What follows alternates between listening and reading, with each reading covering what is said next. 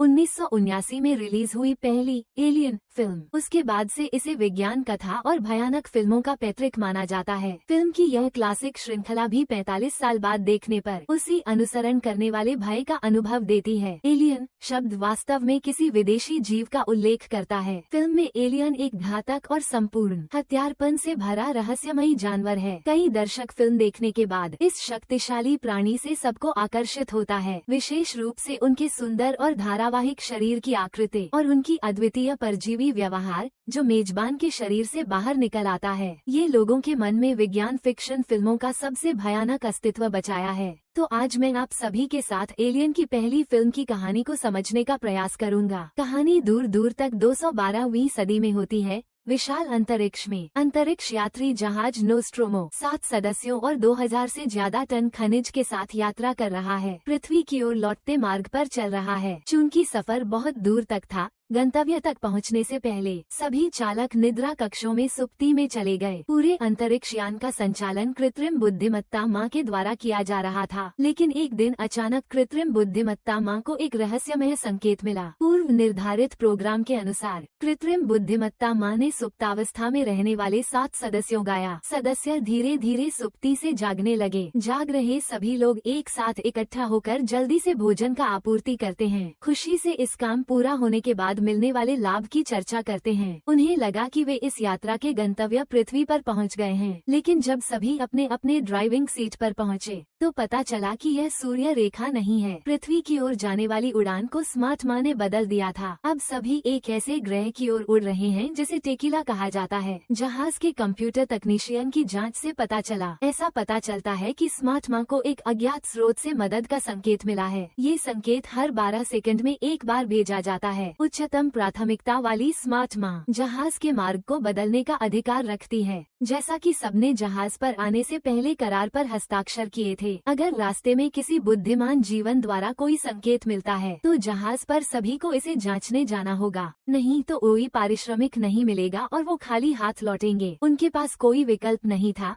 सभी को सिग्नलमैन की जांच के लिए सदस्य भेजने पड़े। सबके बीच एक चर्चा के बाद बड़ा मालवाहक जहाज ग्रह की कक्षा के पास रुका हुआ था। फिर उन्होंने छोटे अंतरिक्ष यान को ग्रह पर भेजा ताकि उसकी जांच की जा सके। अंतरिक्ष यान को ग्रह की सतह पर उतरते समय तेज हवा का सामना करना पड़ा। तेज हिलने के कारण अंतरिक्ष यान को उतरते समय क्षति हुई। जाँच के बाद मरम्मत करने वाले यान की संरचना टूट गई है। इसे ठीक करने में कम से कम 20 घंटे लगेंगे। जाँच के अनुसार सिग्नलर अभी भी 12 सेकंड के अंतराल पर संकेत भेज रहा है। ये जहाज से मात्र 2000 मीटर की दूरी पर है। इस ग्रह का वायुमंडल बहुत प्राचीन है। यह मुख्य रूप से नाइट्रोजन और उच्च स्तर के कार्बन डाइऑक्साइड से बना है और सभी लोग अभी भी ग्रह के उस भाग में हैं जो रात में है। तापमान बहुत कम है, अक्सर 0 डिग्री सेल्सियस से नीचे होता है। इसलिए टीम ने 2 सदस्य साथ सुरक्षा सूट पहना। जहाज से बाहर निकलकर जांच करने के लिए तैयार हुए, जबकि ऐश और रिपली वहीं पर रहे, कैमरा उपकरण के माध्यम से टीम से संपर्क बनाए रखते हुए। चूंकि यह ग्रह अभी रात में है, रोशनी कम थी और ठंडी तेज हवा चल रही थी। इससे खोज के दौरान आगे बढ़ने की गति धीमी थी। तीनों के आगे बढ़ने के साथ साथ टीम के दृष्टिकोण में एक विशाल अज्ञात जहाज दिखाई दिया। प्रतीत होता है कि वहाँ से ही संकेत का स्रोत आ रहा था और जैसे जैसे सब लोग धीरे धीरे अंतरिक्ष यान के पास पहुँचे, संकेत भी बाधित हो गया और संपर्क टूट गया। कप्तान और उनके साथी तीनों प्रवेश द्वार से अंतरिक्ष यान के अंदर पहुँचे।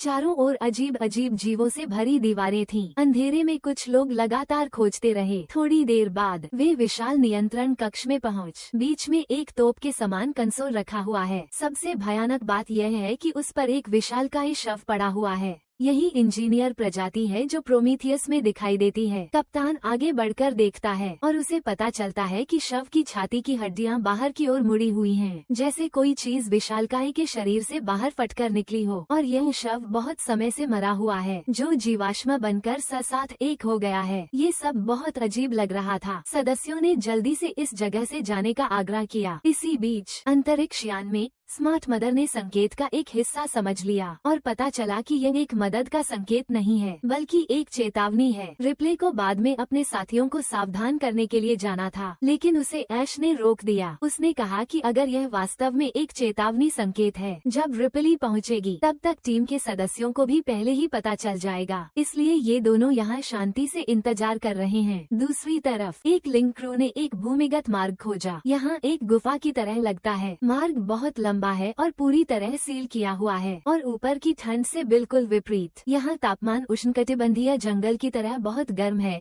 शायद नीचे की ओर आ गए हैं। जमीन पर एक लहराती ओस की परत तैर रही है। ऐसा लगता है जैसे हवा को जानबूझकर अलग कर दिया गया हो। जमीन पर चीजें धुंधली दिख रही हैं। आकार के हिसाब से ऐसा लगता है कि ये अंडे हैं और अंडों पर एक झिल्ली है जो बाहरी गतिविधि को प्रतिबिंबित कर सकती है। जैसे जैसे डेनकन और भीतर जा रहा सी समय जब वो आगे जाकर देखना चाहता था, अचानक उसका पैर फिसल गया और वो नीचे गिर गया। लेकिन अच्छी बात यह है कि तल गहरा नहीं था, उसे कुछ नहीं हुआ। जब केन खड़ा हो गया, उसने चारों ओर अजीब एलियन जीवों के अंडे पड़े देखे। वह पास जाकर ध्यान से देखता है। अंडे पूरी तरह सील में हैं और अभी भी सक्रिय हैं। थोड़ा चिपचिपा तरल आश्चर्यजनक रूप से ऊपर की ओर उछल रहा है और डंकन की लाइट की रोशनी में अंडे के अंदर का जीव चलते हुए दिखाई देता है। ऐसा लगता है कि वो अभी भर्त है। इसी समय सामने का जीव अंडा मुंह की तरह ऊपर की ओर खुलता है। शायद जिज्ञासा से भरकर वो आगे बढ़कर देखने लगा। बहुत जल्द ही रिपली और एशी के मुकाबले में इंतजार करते हुए कप्तान और टीम के सदस्य केन को फिर से अंतरिक्ष जहाज पर ले आए। वे केन को चिकित्सा कक्ष में ले जाना चाहते थे ताकि उसे इलाज किया जा सके, लेकिन ये पता चला कि केन को अज्ञात जीव द्वारा संक्रमित कर दिया गया है। ये जहाज के सभी को संक्रमित करने की संभावना है। रिपली ने दरवाजे को खोलने से इनकार कर दिया क्योंकि अंतरिक्ष जहाज के स्वच्छता नियमों के अनुसार संभावित संक्रमण को जहाज में नहीं आने देना चाहिए। उन्हें 24 घंटे का आइसोलेशन करना पड़ेगा। कप्तान ने रिपली से दरवाजा खोलने का आदेश दिया, लेकिन रिपली ने जहाज के नियम का पालन करने पर अड़ित किया। जब कुछ लोग बार बार विवाद कर रहे थे, ईश ने दरवाजे पर पहुंचकर सीधे दरवाजा खोल दिया। दृश्य बदलता है। जहाज के मेडिकल रूम में मेडिकल स्टाफ ने सावधानी पूर्वक उपकरण से मास्क खोला। जब लोगों ने मास्क खोलने के बाद प्रतीक्षा की, एक अजीब सा जीव केन के चेहरे से चिपक गया और पूंछ से उसकी गर्दन को लपेट लिया। ये तो फेस गया है। किसी ने भी ऐसा जीव पहले नहीं देखा था। वे घबराए हुए थे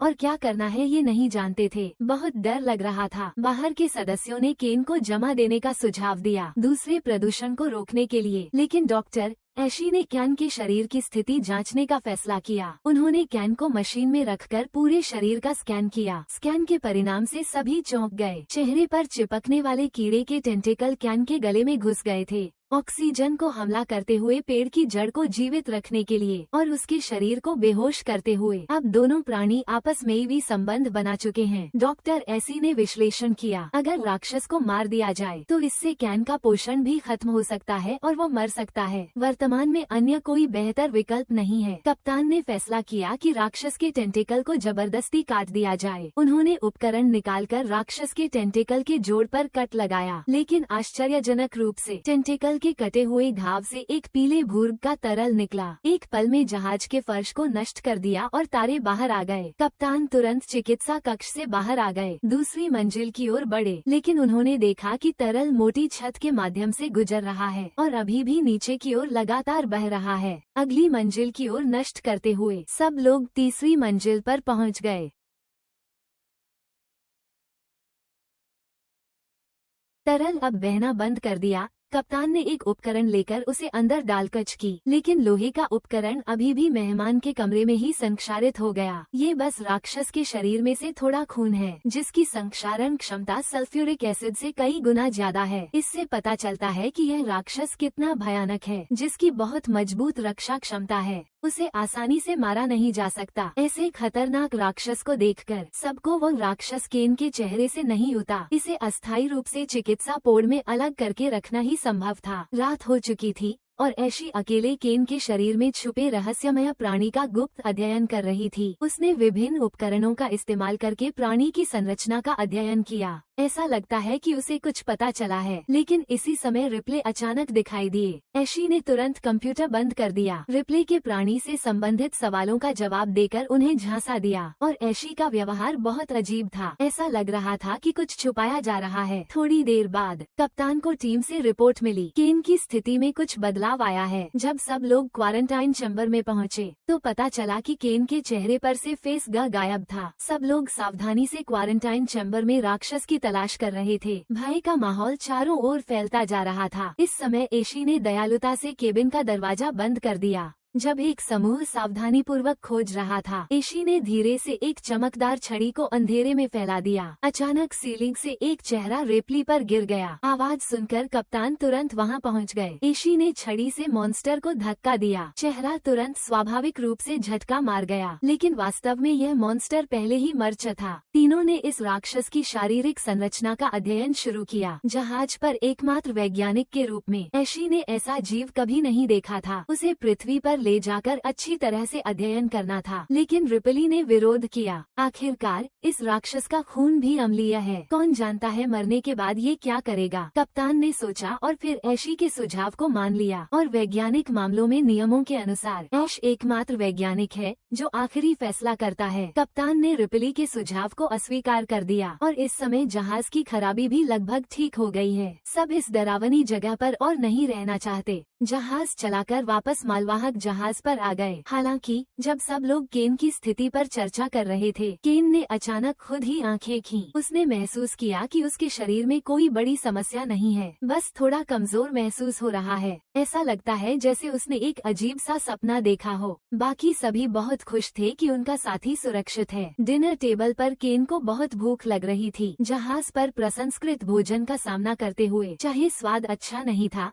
फिर भी वो बड़े चाव से खा रहा था। देखकर सबने सोचा कि वो थक गया है और ज्यादा नहीं सोचा और ऐसी धीरे धीरे उसकी प्रतिक्रिया का निरीक्षण कर रही थी। हालांकि अप्रत्याशित रूप से अप्रत्याशित बात हो गई। केन लगातार प्यास से व्याकुल होने लगा, मानो कुछ चीज उसके अंग में फंस गई हो, जिससे वो बहुत दर्द महसूस कर रहा था। डाइनिंग टेबल पर लेटकर लगातार चलाने लगा। चेहरे पर अत्यधिक दर्द का भाव था। सभी ने मिलकर आगे बढ़कर उसे नियंत्रित करने की कोशिश की। केन अब काटने से रोकने के लिए अचानक केन के छाती से फटकर बहुत सारा रक्त निकलने लगा और वो अधिक तीव्र दर्द के साथ झूलने लगा। जब कुछ लोग चौंक कर देख रहे थे, एक राक्षस केन के छाती से टूटकर बाहर आया। उस भद्दे राक्षस को देखकर टीम के सदस्यों ने हथियार उठाए और उसे मारने की कोशिश की, लेकिन उन्हें आसपास खड़े इस बड़ी ई ने रोक दिया। जब कुछ लोग व्यस्त थे, राक्षस ने चारों ओर का माहौल देखा। एक चीख लगाने के बाद वो जोर से अपना शरीर घुमाते हुए यहाँ से भाग गया। जब लोगों को एहसास हुआ एलियन पहले ही निकल गया था, फिर उन्होंने केन की लाश को अंतरिक्ष में छोड़कर उसे दफनाया। लेकिन जहाज में छिपे राक्षस को कैसे ढूंढें, इस बारे में सोचने लगे। जहाज के इंजीनियर ने एक इलेक्ट्रिक बंदूक बनाई। इसका उपयोग मॉन्स्टर पर हमला करने के लिए किया जा सकता है। ऐसी ने एक ट्रैकर डिजाइन किया जो हवा के घनत्व में होने वाले सूक्ष्म परिवर्तन का अनुभव करके लक्ष्य को तेजी से ट्रैक और लॉक कर सकता है। इस पर सबने 2 टीम में बांट लिया और जहाज के अंदर चारों ओर हथियार लेकर खोजने लगे। लेकिन जहाज के अंदरूनी सर्किट्स अभी तक पूरी तरह से ठीक नहीं हुए थे, जिसके कारण के आसपास के कुछ लाइट चालू नहीं हुए थे। रोशनी बहुत धुंधली थी। जब लोग लगातार खोज कर रहे थे, रिपली के हाथ में डिटेक्टर ने प्रतिक्रिया की। उसे पता चला कि लक्ष्य उनसे बहुत दूर नहीं है, आगे 5 मीटर के बॉक्स में है। उन्होंने उपकरण तैयार किए और एलियन को पकड़ने के लिए तैयार हुए। सख्ती से स्टोरेज लॉकर का दरवाजा खोला और उन्हें पता चला कि वहाँ सिर्फ एक नारंगी बिल्ली थी। तीनों को डरा दिया। ये सदस्य ने सुझाव दिया कि पहले नारंगी बिल्ली को पकड़ना है, वरना वो बार बार डिटेक्टर के फैसले को भ्रमित करेगी। एक मरम्मत विशेषज्ञ ने नारंगी बिल्ली के गायब होने की दिशा में खोज शुरू की। सभी ने फिर से 2 टीमों में काम करना शुरू किया। आमतौर पर ऐसी स्थिति में अकेले रहने वाला व्यक्ति पहला शिकार होता है। बिल्कुल सही। जब मरम्मत विशेषज्ञ नारंगी बिल्ली की तलाश की, जमीन पर एक अजीब चमड़ी मिली। ऐसा लगता है कि किसी प्राणी के विकास और उत्क्रमण से गिरी हुई। फिर भी मरम्मतकर्ता ने ज्यादा सोचा नहीं, सिर्फ साथी से जल्दी मिलना चाहता था। आगे बढ़कर नारंगी बिल्ली को खोजने के लिए वो एक मरम्मत कार्यशाला में चला गया। यहाँ हर जगह विभिन्न प्रकार की जंजीरें थीं, जिनसे पानी बूंद बूंद टपक रहा था। जल्द ही मरम्मतकर्ता ने कोने में नारंगी बिल्ली को देखा। उसे वापस पकड़ना चाहता था, लेकिन एलियन उसके सिर के ऊपर चुपचाप दिखाई दे चुका था, जिससे नारंगी बिल्ली फिर से कोने में सिकुड़ गई। एलियन को देखकर मरम्मतकर्ता ने अपना शरीर मोड़ा। इस समय एलियन एक विशाल जीव में बदल गया था।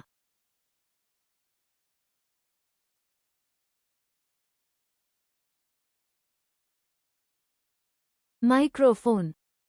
जब अन्य साथी पहुंचे, वहां पर बच्चों की आवाज का कोई निशान नहीं था। जमीन पर खून के धब्बे भय की गंध से भरे हुए थे। रिपली ने देखा कि एलियन ने बच्चे को वेंटिलेशन शाफ्ट में खींच लिया। ये सबके लिए एक अच्छी खबर थी। वेंटिलेशन शाफ्ट हवा के डिब्बे से जुड़ा हुआ था और बीच में सिर्फ एक मरम्मत छेद निकास के रूप में था। अगर मरम्मत छेद बंद कर दिया जाए, शायद एलियन को हवा के डिब्बे में धकेलकर अंतरिक्ष में फेंका जा सके। लेकिन अब एल विकसित होकर बड़ा और अधिक खतरनाक रूप ले लिया है। इसलिए कप्तान ने पीक को एलियन से निपटने के लिए कुछ फायर बंदूकें बनाने को कहा। सभी ने 2 टीमों में बांट लिया। रिपली और ऐश भाप द्वार की ओर चले गए। पीक और लैम्बर्ट ने मरम्मत वाले द्वार को अवरुद्ध किया। कप्तान ने अकेले ही वेंटिलेशन पाइप में प्रवेश किया उन्हें बाहर निकालने के लिए। थोड़ी देर बाद कप्तान ने फायर थ्रोअर लेकर वेंटिलेशन पाइप में प्रवेश किया। साथ आगे बढ़ते हुए खोजते रहे। जब भी एक पाइप खोजने के बाद उसके पीछे का दरवाजा बंद कर दिया। जैसे जैसे कप्तान आगे बढ़ते रहे, सदस्य उनके निशान ढूंढ रहे थे। बहुत जल्दी ही उन्होंने रास्ते में संकेत पाया। कप्तान के पास ही लगातार वापस आ रहा था, लेकिन इसी बीच संकेत अचानक गायब हो गया। कप्तान ने जमीन पर चिपचिपे तरल पदार्थ के बर्तन पाए। ऐसा लगता है कि वे कहीं पास में हैं। फिर संकेत अचानक दिखाई दिया और उसकी ओर तेजी से बढ़ने लगा। कप्तान को साथी की चेतावनी मिली।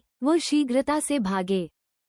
फिर एक नाविक की कुर्बानी ने सभी को बहुत डराया, जिसमें लैम्बर्ट की मनोवैज्ञानिक रक्षा टूट गई। उसने सभी को जहाज छोड़ने और अंतरिक्ष पोत से भागने का सुझाव दिया, लेकिन अंतरिक्ष पोत में केवल 3 लोग समा सकते हैं। किसी एक व्यक्ति को जहाज में मरने के लिए छोड़ना संभव नहीं है। ये योजना भी काम नहीं करेगी। रिपली ने सबको शांत किया। अब बचने की संभावना केवल इकट्ठे रहने में है। अभी भी पहले जैसे तरीके से एक समूह मापें। एक पंक्ति को हवा के कक्ष में धकेलकर अंतरिक्ष में फेंक दें। फिर रिपली ने आधुनिक माँ से सलाह लेने का फैसला किया कि क्या कोई उपाय है। वो कंप्यूटर नियंत्रण कक्ष में पहुंचा, लेकिन उसे कोई जवाब नहीं मिला। चतुर माँ के पास भी कोई बेहतर हल नहीं था। लेकिन इसी समय कंप्यूटर पर एक विशेष निर्देश दिखाई दिया जो केवल वैज्ञानिकों के लिए था। रिपली ने डॉक्टर एक्सी का कोड डाला, जिससे इस जहाज का असली रहस्य सामने आया। ये पता चला कि ये मालवाहक जहाज सतही तौर पर खनिज लेकर पृथ्वी पर जा रहा था, लेकिन वास्तव में इसका उद्देश्य बाहरी जीवों की जांच करना था। उन्नत जैविक हथियारों के विकास के लिए उपयोग किया जाएगा और यह मिशन सर्वोच्च प्राथमिकता रखता है, भले ही सभी चालक दल के जीवन इसके लिए बलिदान हो। ऐसे ही एक पल में ऐश अचानक बगल में दिखाई देती है। रिपली उससे गुस्से में सवाल करती है। यह विश्वास नहीं होता। इन लोगों के लिए लाभ के लिए दूसरों की जान की परवाह नहीं की जाती।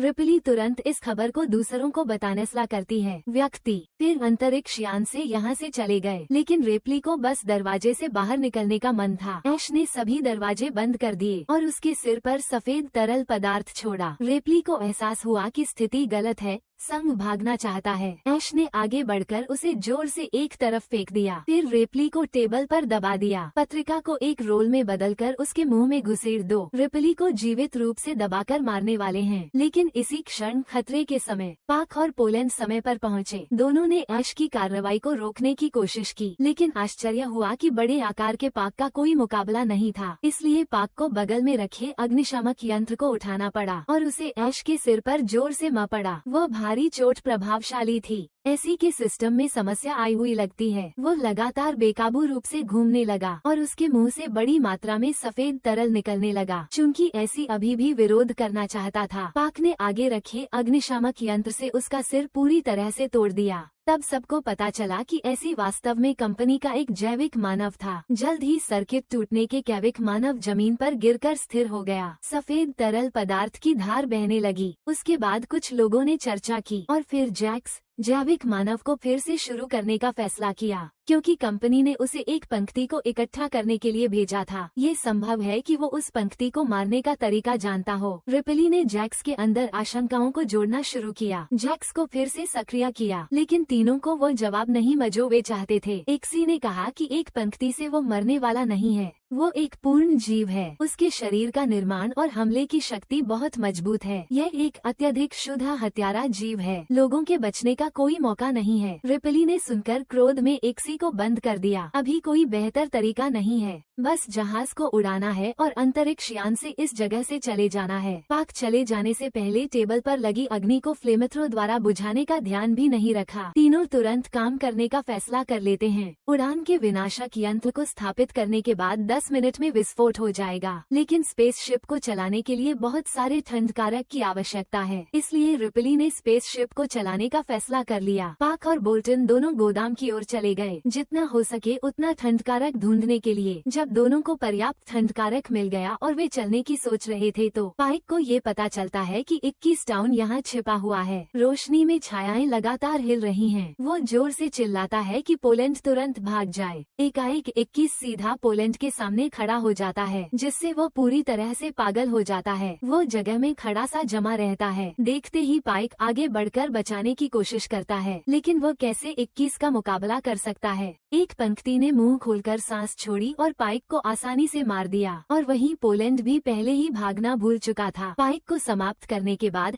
पंक्ति ने पोलैंड पर हमला किया। पूंछ का उपयोग करके नीचे से उसे धीरे से निशाना बनाया। अंत में एक चीख की लहर सुनाई दी। पोलैंड का अंत भी स्पष्ट था। संचार यंत्र में से चीख सुनकर रिप्ले जल्दी से गोदाम की ओर बढ़ा, लेकिन जब वो पहुंचा तो उसने केवल अपने साथी का मृत शरीर पाया। रिपली को पता चला कि वो आखिरी लक्ष्य है। वो बहुत कुछ सोचे बिना आत्म विनाश यंत्र की ओर दौड़ा। उसने एक निश्चित क्रम में विनाश कार्यक्रम सभी शुरू कर दिए। जल्द ही तीखी सायरन बजने लगी। 10 मिनट में जहाज फटने वाला था। रिपली तुरंत समय नष्ट किए बिना अंतरिक्ष यान की ओर दौड़ा। रास्ते में उसे एक और अनोखी बर्फीली चीज मिली। ऐसा कहा जा रहा था कि कप्तान अभी भी जिंदा है और हवा में फंसा हुआ है। चेतना के साथ वो रेपली से तेजी से मृत्यु की प्रार्थना कर रहा था। रेपली ने पीड़ा में सारे टाइड स्नो को जला दिया। अंत में स्वयं विनाश उपकरण के अंतिम मिनट बचे होने पर रेपली स्पेस लिफ्ट की स्थिति पर पहुंच गए। इसलिए उनके नियंत्रण में जल्द ही स्पेस लिफ्ट जहाज से अलग होकर गुरुत्वाकर्षण की ओर बढ़ गया। बस सप्त के छोड़ने के बाद ही गहरी अंतरिक्ष यान ने तेज विस्फोट किया।